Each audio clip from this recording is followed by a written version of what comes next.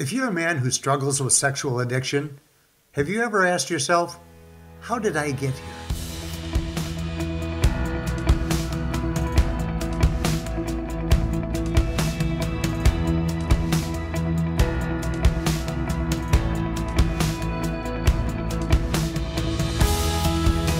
Welcome to the Faithful and True podcast. We're happy to be with you again today with our special guest, Debbie Laaser, the founder and co-founder and director of Faithful and True. And Debbie's here to have us hear Greg Miller's research results. And we're excited to hear about this because this is a project that's been in the works for many years. Yes, it has been. And Deb probably remembers that years ago when I first started talking about wanting to do some research to just explore some, specific aspects of the work that we do here working with men who struggle with sexual addiction and just some questions that were raised through that. And one of the things to understand is that research is not new to Faithful and True. Mark, years ago, began to really use the research that was coming out about sexual addiction to help formulate the work that we do here and help inform what it is that we do. So I was very thankful to be a part of that legacy. Yeah, I remember conversations at our dining room table as you were thinking about starting this research. And because we work with so many men here, we began to see some different trends from what research has shown us in the past and the reasons people struggle. And so we're really grateful you took off and started to, research some of those other components that might affect actually why someone struggles with sex addiction. Yeah. And what's true is I'm not a researcher. That's not my background. So I was very thankful for the academics that were willing to support me and help me and answer the questions and even help formulate the survey that we had, as well as how you and Mark were willing to just have conversations with me about ways to do this and what I was wanting to discover and explore. So this truly has been a community project as we've gotten to this place. Mm-hmm. And it is exciting to see how my hope is whatever it is that we're discovering can begin to inform the way that we serve men. And, you and I have talked about this a lot, and the whole research began out of a statement that I would hear men make over and over. Here at Faithful and True, we do a monthly workshop for men. I've been the director for about 11 and a half years. I've done lots of workshops at this point.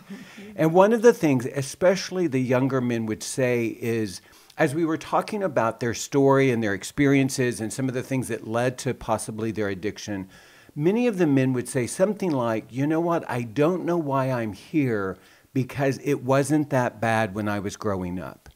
And I heard that enough that I wanted to begin to pay attention to that because the traditional addiction model would basically say that a person who had experienced, and it's difficult to find the language, so let's say significant trauma, would then lead to some sort of addictive energy. And if they were exposed to something sexual, it would lead to sexual addiction. And kind of using the language of maybe big T trauma or significant trauma, a lot of the younger men, especially who are coming through our program, wouldn't fit that particular model.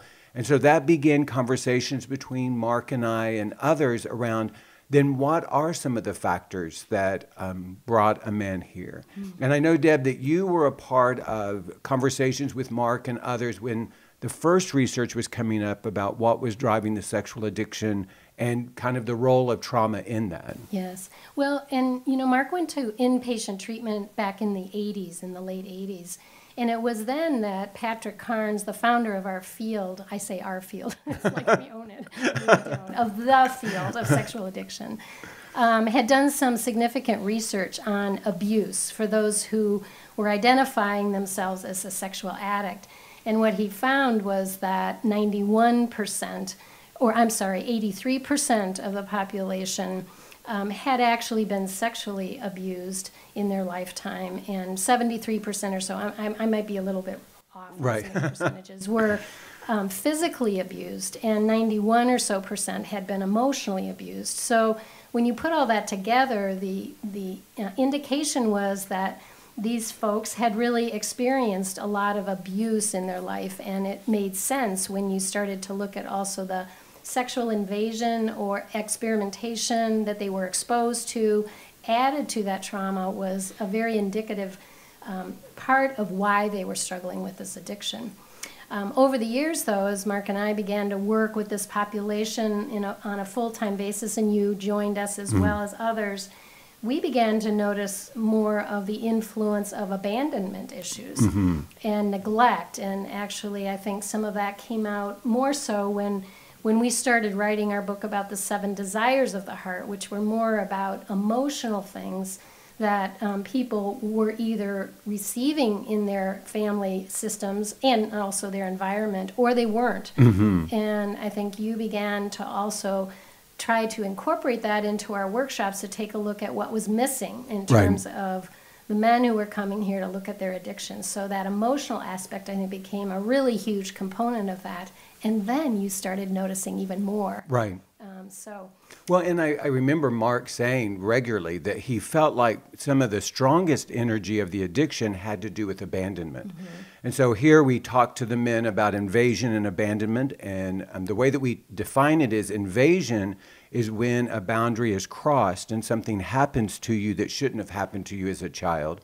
And abandonment is when the boundary is too rigid and the line isn't crossed and you have a need that goes unmet. And so we wanted to begin to understand, what is the role of invasion and abandonment. And Mark would often say that the energy of abandonment is so much more difficult to identify because how do you miss something that you never had? And, there was a conversation that we would have with the men. And in fact, Mark created kind of a criteria of abandonment that I then translated into the survey that I did, so that men could begin to see more clearly those things that maybe they did miss. And another way that we talk about abandonment at the workshop is for men who are fathers. I often ask, are there some experiences that you're having with your children that you don't remember your father having or your mother having with you? And so we start creating these lenses so that we can see our story maybe in a new way, to start saying, hey, there were some things that I needed growing up that I didn't get that could be driving the addiction. That need I've sexualized, and now all these years later I'm trying to meet that abandonment need through some sort of sexual experience. Yeah. What I love about your survey, and you can get into talking about more of that with us, is how you have put words to what are kind of evasive terms like abandonment, and what does that mean exactly to not have some things I maybe needed, because when we don't even know what those are, we don't know how to name them, we don't really know when they're not there.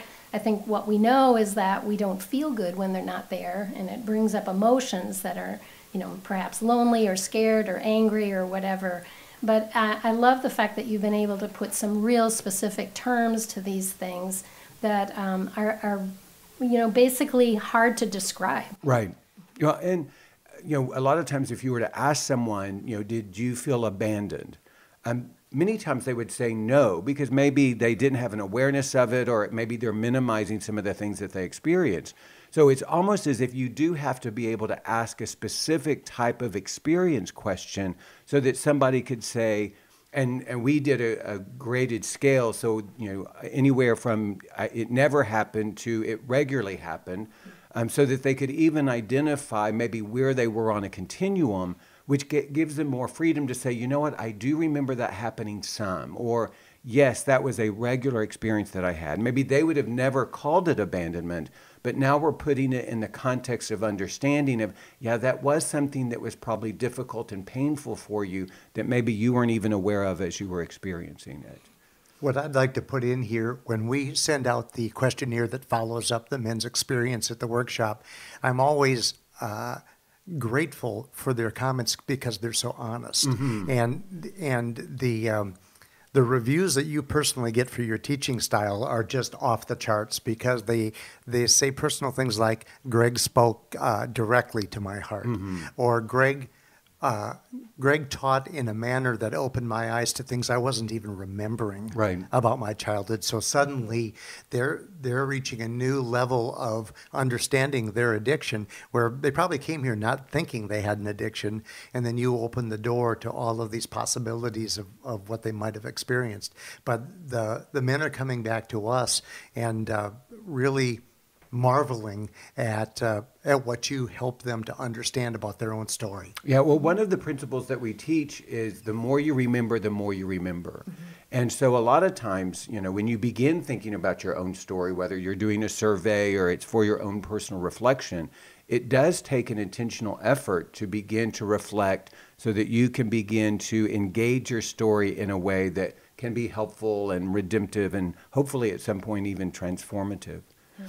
So part of the conversation that we had is we had this group of guys coming in, like I said, typically younger, that would say they didn't experience significant, invasion or significant abandonment. And one of the principles that we teach is that everybody is invaded, everybody is abandoned, both in our homes and out of our homes. So it's not a question of was I, it's the question is to what extent. And so if you're looking at a continuum, we still have men who come through the workshop that fit that traditional model, that they would say in invasion and abandonment on a scale from 1 to 10, that they would be like a 7, 8, 9, 10. We also have men who are coming through all ages, but a lot of them are younger, that would say, yeah, there was some invasion and abandonment, but it might be more on a scale of 2 or 3, given that, a scale of 10. So why am I here?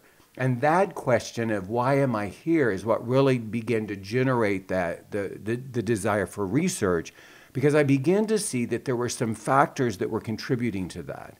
And so I wanted to ask questions about various things that could contribute to someone's woundedness, is the language that we would use. And so one of the things that we did in the survey is we broke out invasion and abandonment. We wanted men to identify and be able to say, yes, these are some areas of invasion, and then here are some areas of abandonment. And one of the things that was seen in the survey and in the research was that the invasion energy had just as much power as the abandonment energy, and the abandonment energy was just as significant as invasion. And so for those men that would say, well, nothing ever bad happened to me, I was never significantly invaded, what we know is abandonment, to whatever extent, is an influencer in the shame that then drives the addiction. So I think it was exciting for me to be able to validate what Mark had been saying for years about the power of abandonment in a person's story. Mm-hmm. Well, you do have a gift of taking these subtleties in someone's story and helping them to understand how that did affect them. And I think that's why sometimes too, as people are working on getting well, it takes a long time, because I even noticed for myself after 30 years of being not only a client originally, but then also a therapist, that I'm still learning things about the subtleties of my life. I want to say too that I know part of our teachings here are that when you accept that there are these subtleties of abandonment or abuse or these other issues you're going to be talking about, it doesn't mean we came from bad families. Oh, absolutely. And I think we really want to accentuate that, because what we know is we all are imperfect people. Right. And as much as we would like to parent perfectly and have a great, perfect home, none of us have the ability to do that. So if we can help people understand, we're not here about trying to find blame and shame within the family. We're just trying to help them to understand the subtleties sometimes of their story and why that has affected them and led to certain behaviors. I think we can all just relax and know that developing our story is what we want to do. Well, one of the principles that I have in my own life is there are no villains in my story. And I want other men to understand, if you're looking for that villain, that's not going to be helpful, whether you believe you're the villain in your own story or somebody else is, but to recognize the complexity of life and family and just the things that I experienced. Another thing that we did is we measured invasion and abandonment in the home, but we also measured it outside of the home. And so in the invasion category, we looked at invasion out of the home by adults and invasion by peers out of the home. That would be typically bullying. And then when it came to the abandonment, we looked at abandonment in the home and abandonment out of the home. Because again, we recognize that growing up as children, it's not just what's happening in my family that influences me, it's in every part of my life. And so we wanted to be able to see through the research, is that true? And it absolutely was. In fact, one of the significant contributing factors for men would be the invasion that they had out of the home, which would typically be bullying. And so I thought that that was really significant, that a lot of times when we're talking about people's story, if we're not intentional to ask them about bullying, were there times that you experienced bullying from people outside of your home? They may not talk about it because they may have been minimizing it, but it really, as we're seeing in the research, is a significant factor to the addiction itself. I love the fact that your research took you to this, dimension of out of the home as well as in the home, because there's so much emphasis on our family of origin stories. And I think it does place, on a lot of parents a feeling of shame or responsibility for anything their children have become. And what we're finding is these outside influences are so important to understand, and sometimes the more driving forces in terms of what we have struggled with in our life. So can you explain to us, because I know understanding the cycle of addiction is important, and maybe just kind of review what that looks like? Right. So what Patrick Carnes originally came up with is, if you look at this cycle, the beginning place at the top is what was referred to as wounds. And that's any time we experience invasion, abandonment, to whatever extent we are hurt by that. And so another language might be the big T trauma, that could be a factor. Then what they identified was from that came shame. And so shame was a significant factor in the addiction and understanding shame. And we believe that shame are the negative lies, the facts, the things that aren't true about ourselves. And I often describe shame as the lies that we believe about ourselves and we believe about God. And then from that shame, we try to escape the shame through fantasy. And so fantasy, all fantasies are an escape fantasy, that there's pain in my life that I want to escape from. And so I do that through some sort of fantasy. And then the fantasy leads to the rituals. And a ritual is anything that I do to prepare myself to act out or to create the space to act out. It can be the saving of money in a secret account. It could be developing relationships that are developing over time for some sort of sexual experience. It could be a ritual as simple as making sure that I have my phone so that when I have opportunity, I can look at pornography. But a ritual are the behaviors, the things I do that create the space for me to act out. And then the acting out is the behavior that I do, that I go to, that provides some sort of temporary relief from my chaos. And it typically is some sort of sexual experience. It can be the pornography or masturbation that I do by myself, or it could be some sexual behavior I engage with others. And then what Patrick identified after that was, after the acting out came despair. And despair, for me, is that belief that things will never get better. The shame message of despair is, I am hopeless. This is hopeless. I will always be like this. And once I begin to believe I cannot change and I'm in that place of despair, it makes perfect sense. I'm going to be looking for another way to retreat or an opportunity to retreat, and that brings us back to fantasy. And I often tell the men, if it feels like you've been on a hamster wheel in your addiction, then you've identified the cycle of addiction. You may not have known that, but there is this cycle that we go through. And so what we're understanding is the origin of the addiction, what has been considered the big T trauma. We just wanted to expand that a little bit. And I use the image of the difference between one big storm and the perfect storm. And the difference is the big storm is a big storm where all of the factors come together to create one big storm. The perfect storm is when smaller storms come together to create a large storm. And so for a lot of men, they can't point to one big experience that says, this explains why I'm here. But there isn't one, because it was a variety of unique, smaller experiences that came together in kind of a distorted harmony to create the perfect storm. Mm-hmm. And I think as you're saying that, I mean, just simply put, each storm, whatever it is, big or small, creates beliefs about yourself, others, and the world. And it's the belief system that we begin to carry that may be distorted or untrue, as we say, that continues to drive us to do things to medicate the feelings that come from that. So shame, in essence, is just, I'm a bad and worthless person. And that can come from so many things. You know, it's been interesting to me, Greg, as we've been talking about your research the last few months, how I've been focused a little more on some of the subtle experiences in my life that have led to shame that I never really even thought that much about. But some of these experiences, one was as young as when I was 4 and doing a ballet recital with my sister, and she was pointed in the wrong direction, and I thought I would help her out, so I tiptoed down to the line and turned her around, and the whole audience just burst out in laughter. For me, that was totally embarrassing, and I know shaming and thinking I really did something wrong here. And I mean, this is a big stretch, but even something like that, I think, leads to my fear of talking in public, performing in public, because I'm afraid I'll make a really stupid mistake and be shamed, the way I felt like I was when that happened. So those really subtle experiences, I think for all of us, sometimes takes time for those to come to the surface of our memory to see how they really impacted our future behaviors. Now I understand why we can't get Debbie to dance in public. I know. I even have my little tutu and everything. You'll have to bring that in for show and share really someday. Damaged me forever, let me tell you. So don't laugh at 4-year-olds trying to do No, ballet, we've done okay? that. You know what? Having been my younger sister, partook for many years in dance classes in Fargo. And so I had to sit through a lot of dance recitals.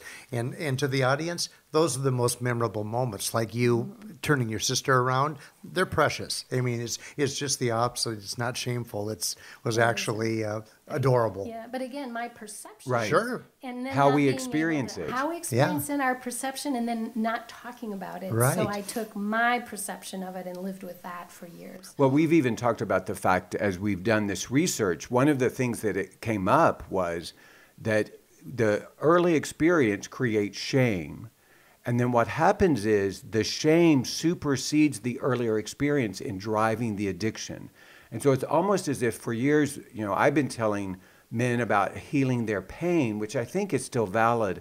But I think one of the things is it's not about healing the memory. It's about healing the shame, the lie that I believe about myself that came from those experiences. And so that's a subtle shift, but it helps us to begin to understand, like you've said, those negative beliefs. And we teach a lot about shame at the workshop, and one of the kind of the original message of shame is there's something wrong with me. And so any experience that causes me to question my sense of value, my identity, my safety, raises that question of what's wrong with me is the seed of shame. And then, as you've said, if it's not talked about, if it's not acknowledged, that seed will continue to grow. And eventually, the power of shame is it does make us vulnerable to wanting to escape into fantasy. So whatever is presented in our life, sex addiction, alcohol, narcotics, gambling, spending, there's that vulnerability there. And then we begin to try to rescue ourselves from that shame through those experiences. I was just checking our time here Yes. because we're excited about this research project, and I think we predetermined that this deserves to be a 2-part podcast.